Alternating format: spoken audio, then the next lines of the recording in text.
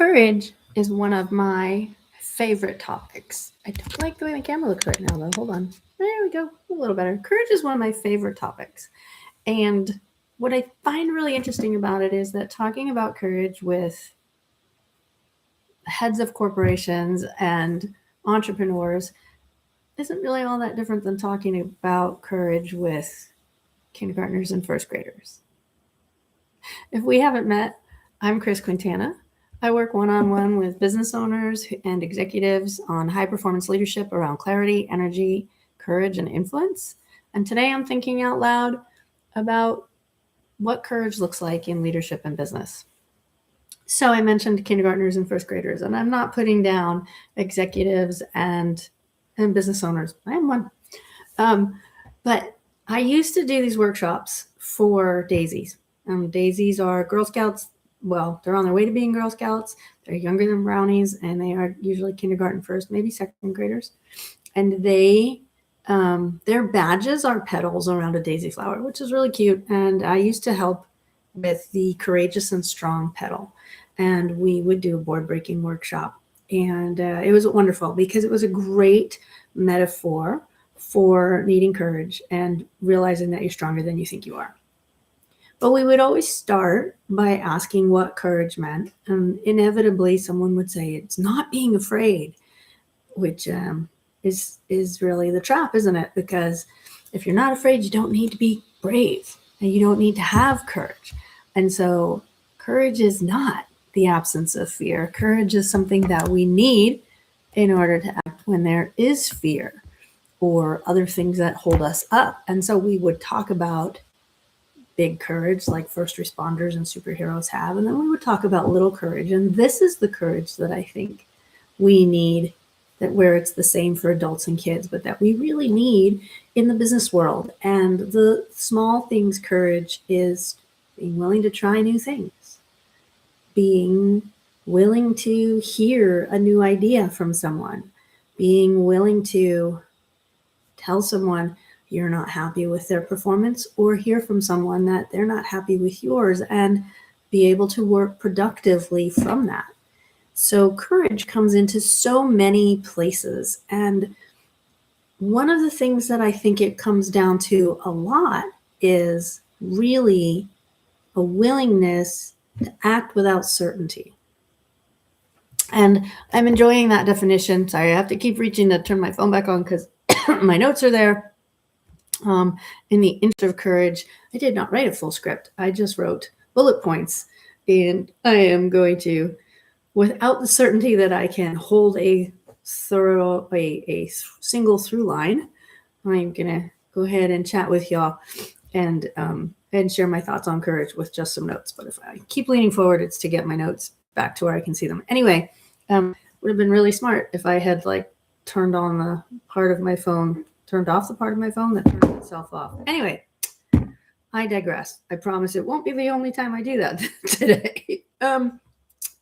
We're talking about the willingness to act without certainty. See, I am going live, and I have absolutely no certainty about how well it's going to go. But I really like this definition, and I like it as a working definition with business owners and leaders, because I think sometimes we don't even recognize that we are afraid of something. Maybe we're not afraid, but what looks to other people as courageousness doesn't feel like it took that much courage on our part. I had a client who I was so impressed with because he was somebody that I felt had a much higher risk tolerance than I did. And when we got to talking about courage, what I said to him was, I'm so excited to have this conversation this week because of all the people I work with, I think you may have the most courage and you're great at taking risks. And he said he didn't think that what he did took courage, and he didn't think he took great risks. And we ended up in this really wonderful conversation, and it changed my perception of this word and this concept a little bit. One of the things that he said was, it's not so much courage as risk mitigation. So he's not he doesn't feel like he has a super high risk tolerance. What he knows is how to take perceived risk and reduce it to where it fits within his tolerance. Because if he has enough information, he can assess what are the possible ways it could go wrong. And then he knows how he would handle each of those things. And he gets to where he knows enough that if something unexpected comes up, he knows he can handle it because he's mitigated enough. So that is what for him works. So he can get to a certain spot, but he doesn't need complete certainty. And then he's willing to leap. And so it's one of those, think slow, act fast kind of things where you do your due diligence up front and then you can move. And to everybody else, it just looks like, wow, you're willing to move. We didn't realize how much work you did in the background. And I think that's such an important piece of courage is really understanding, knowing ourselves well enough to know what we need and knowing how to get that information and get something to the point where we are then willing to act. And the flip side of this can be not honoring our own sense and intuition enough and and not knowing when there is enough to move. I've seen this with people who they just need one more piece of input. They just need one more person's opinion. And they have their wonderful board of advisors. And boy, do I believe we all should have that, right? We should have, I don't know, however many people you think, but we need people in our lives that have permission to say no to us and have permission to say, how hard did you think through this? Maybe not that harsh, but did you think of all these pieces?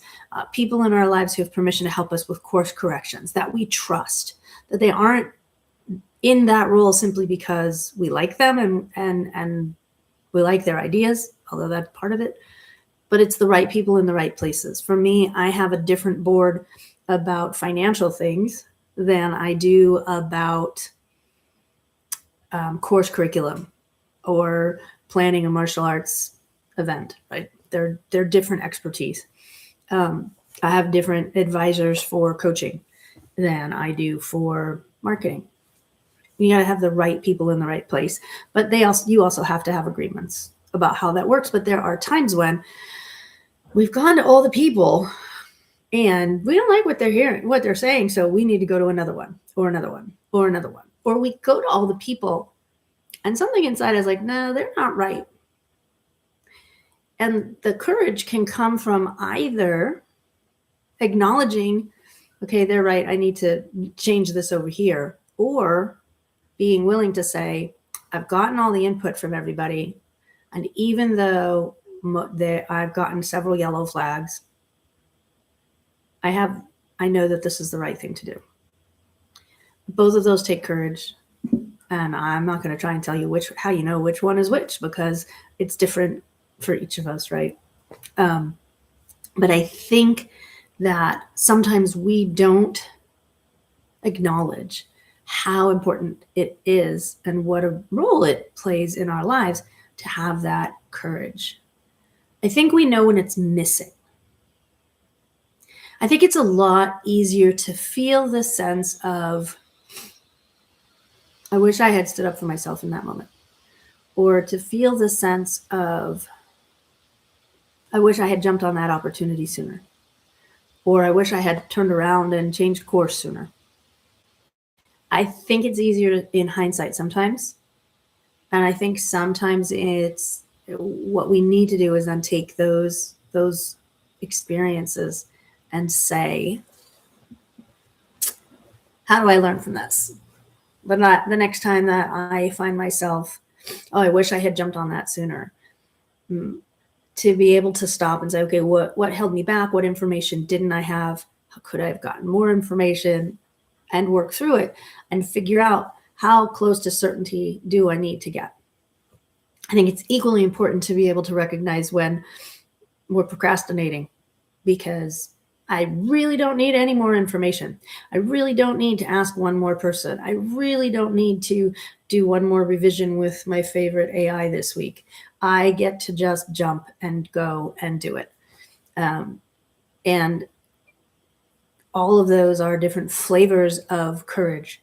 Another example I can think of is somebody I know that just got a new client this week with their bookkeepers. Bookkeepers. Okay. Anyway, they are a bookkeeper, and there's a new role, and it is the new boss has been described as very type A, very demanding. There's a lot of pressure.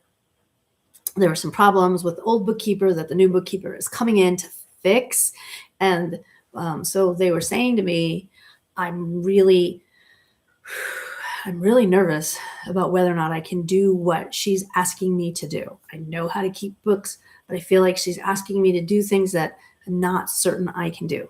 And so this week they had to step into that and trust their background and trust their experience and trust their willingness to ask questions. And here's another piece of courage that I think is so important.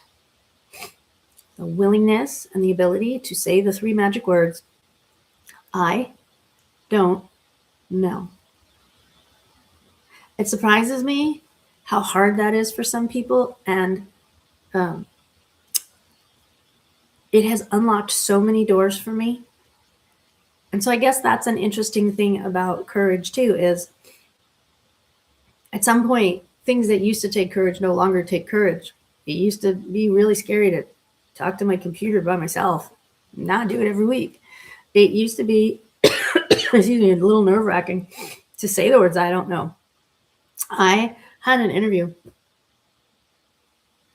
a long time ago. Uh-oh. I'm going to have to go run and get water. I forgot to put that right next to me. Yep. Hold on. Enjoy the view of my, what is that? Bookshelf for a second.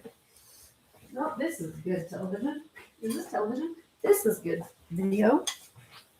But that's what happens when we're live, right? Okay. Oh, yay. And it's empty.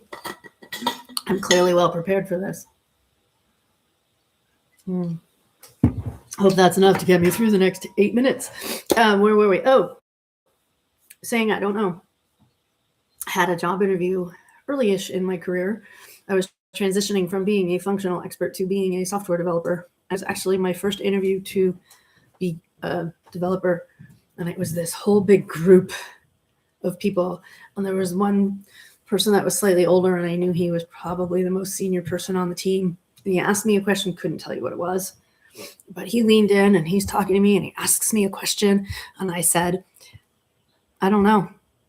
I just flat out had no idea what he was asking me. So I just said, I don't know. And he went like this. And I thought for sure I had blown the interview. And this was early in the interview. So I spent the rest of the interview doing the best I could and trying not to look at him. He went like this the whole time, never said another word, never leaned back in, completely disengaged. I thought for sure I had blown it. So I was shocked to get the job offer. And I remember on my first day, I went to my boss and she says, so what exactly did you say in your group interview? Because boy, was he impressed. I've never heard him speak so highly of a candidate as he did when he walked out of that group interview with you. And I was like so confused. So I asked him, that took courage too. I said, so what exactly? Because I thought you asked me a question and I said, I don't know. And you sat back and I thought I was done. And she said you were impressed. So what was it? And he said, it was you saying, I don't know. Because I'd never heard anybody in an interview be willing to say the words, I don't know. And in that moment, I knew, because I'd read your resume and I knew how green you were. And the fact that you were willing to say, I don't know, meant I could trust you. And I learned so much from him because he knew that I wasn't that I would tell him the truth. And so when he would be telling me how to do something and I'd ask a question and he'd look at me like, you're sounding like a textbook again. Tell me in your own words what you meant with that phrase. And if you get it right, I'll answer your question. I had a few of those. And if I could answer, he would tell me and I would learn a lot. And if I answered wrong, he would tell me something else and I would learn a lot. And it was great because he knew I was trustworthy. And I always remembered that. And many years later, I had another interview where kept on that one. I think I said it 5 times. He kept asking me questions. I didn't think I was a good fit for the role. And I told the hiring manager at the beginning of the interview that something had gotten mixed up and I didn't have this experience, but I had that experience. And he said, let's do the interview anyway, because they're closer than you think. And I just remember he would say, so how do you do this over here? And I would say, I don't know, but if I was over here, I'd do it this way. And he would say, how do you do it over? And I would say, I don't know, but if I was here, I would do it that way. And same feedback. He liked that I said, I don't know. And also that my answers on the other side actually were right. So he knew it was going to translate. Again,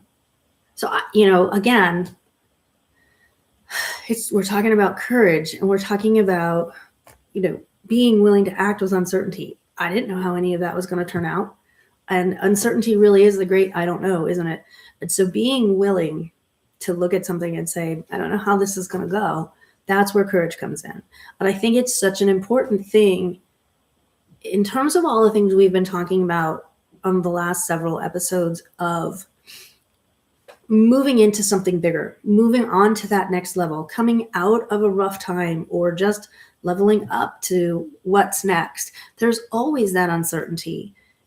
I spent a lot of time in the last 7 or 8 years in more uncertainty than I had ever planned on, because with the brain injury, I spent a lot of time not sure if my prior strategies were still going to work. I knew which things were different in my brain, but I didn't always know how that was going to play out. So I didn't always know that the things that worked for me in 2016 were still going to work in 2026, because things had changed. And more than most of us realize, we do that. We rely on, how have I done this in the past, in order to know how to work in the present and the future. And so I spent a lot of time with, I don't know what my brain's going to do. I don't know how I'm going to react to this. I don't know if I can figure this out.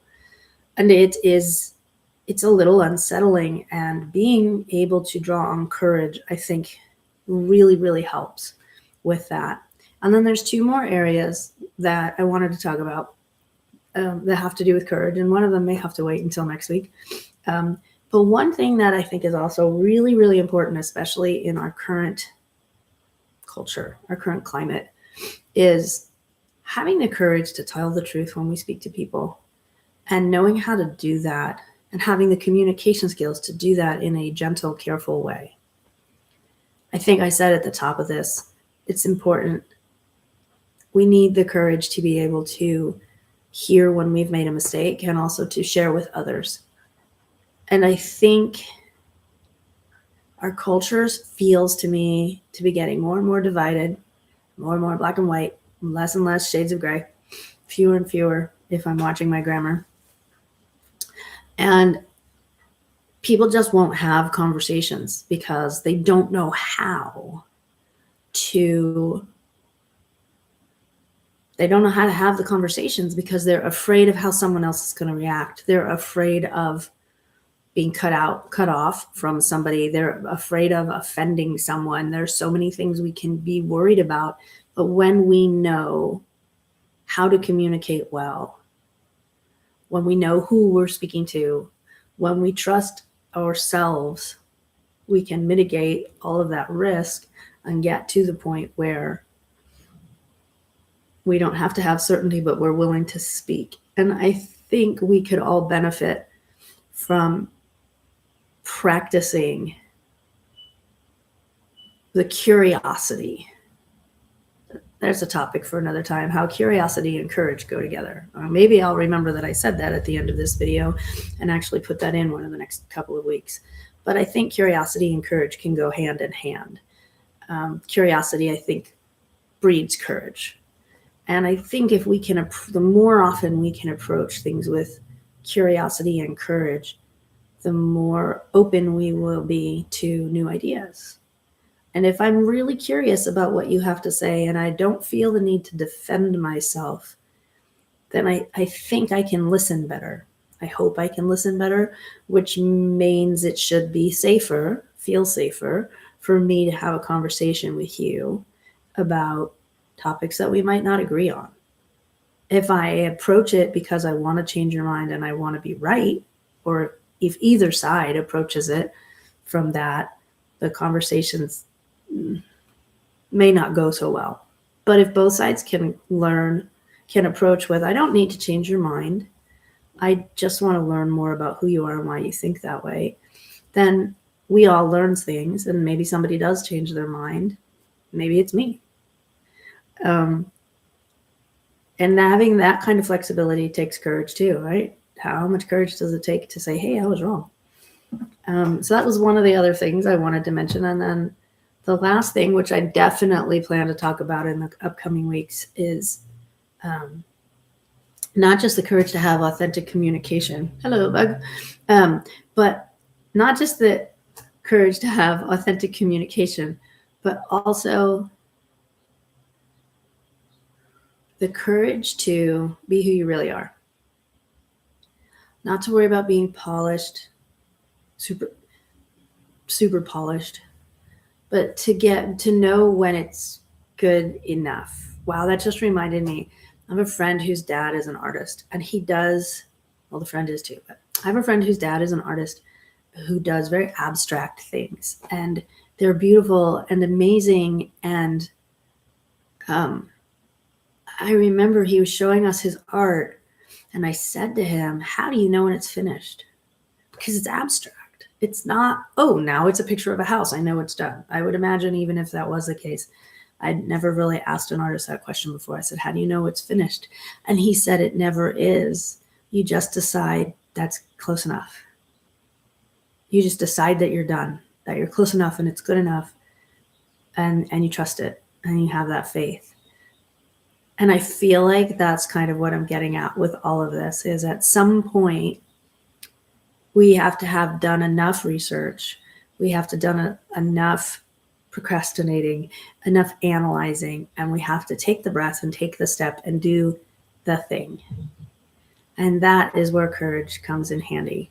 And if we can also have the courage to speak to people and communicate with people and share our ideas, we're more likely to enroll others in supporting us in doing the thing that is so important to us. And so I will leave you with a question for the week. What is one of the things that you just need to be close enough to certainty in order to act, but you don't actually have to have 100%? What is one of those things that you're there, you're ready, it's time? Ponder that. You don't have to do anything. You can recognize it and still wait a week and not do anything, but just let's sit with that. Is there something that's coming, that's been coming, that's overdue, that will allow you, if right now, to take that next step?